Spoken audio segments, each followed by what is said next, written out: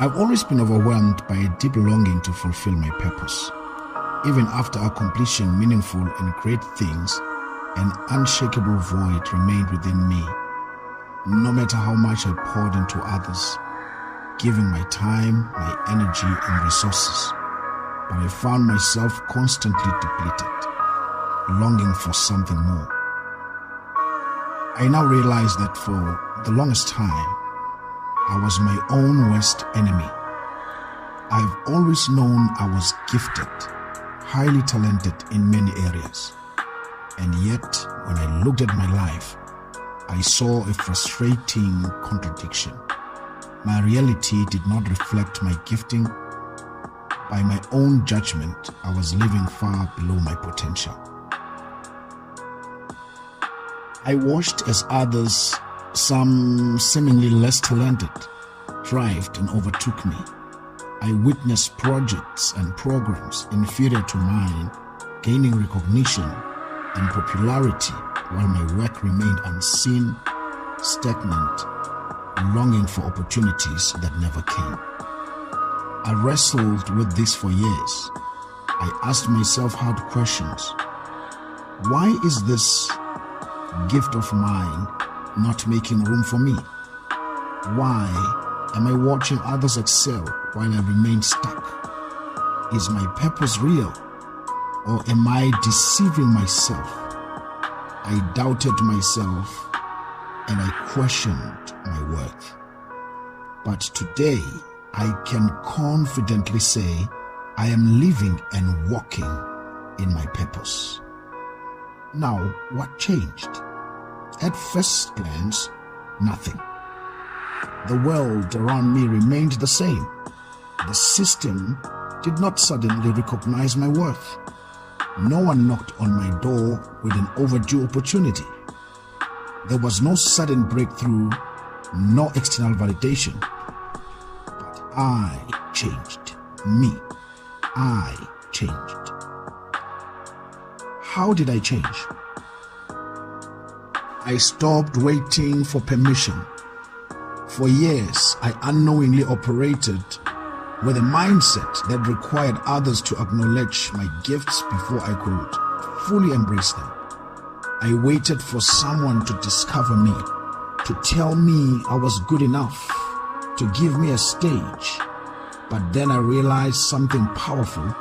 My purpose does not require validation from anyone. I stopped measuring my success by comparison. I had spent too much time looking at others, measuring my progress against theirs. But purpose is not a race. It is not about who gets there first, but about fulfilling what you were uniquely born and called to do. And I shifted my focus from being seen to serving with impact. I asked myself, if no one ever acknowledges my work, will I still do it? The answer was yes, because my purpose was never about popularity, it was about impact. And I changed my perception and my perspective on timing. I realized that some people shine early while others are prepared in silence for a greater time ahead. Just because I wasn't in the spotlight didn't mean I wasn't on the right path. What did I do to change? Number one, I owned my giftings. I stopped downplaying what I carried.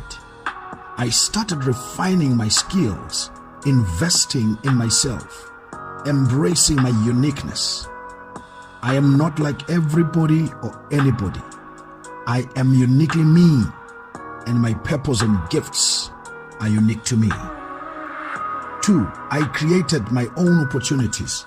Instead of waiting for doors to open, I started building my own platforms, and I'm still building. I stopped seeking permission to walk in my calling.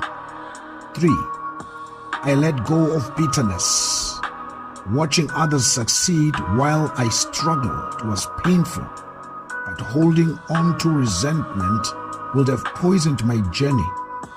I chose to celebrate others instead of mourning their success. I knew my time would come in its own season.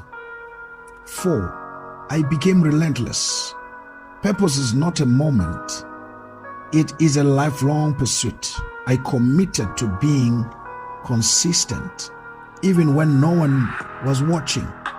I kept writing. I kept speaking. I kept building. And I kept growing. Whether anyone noticed, applauded or not.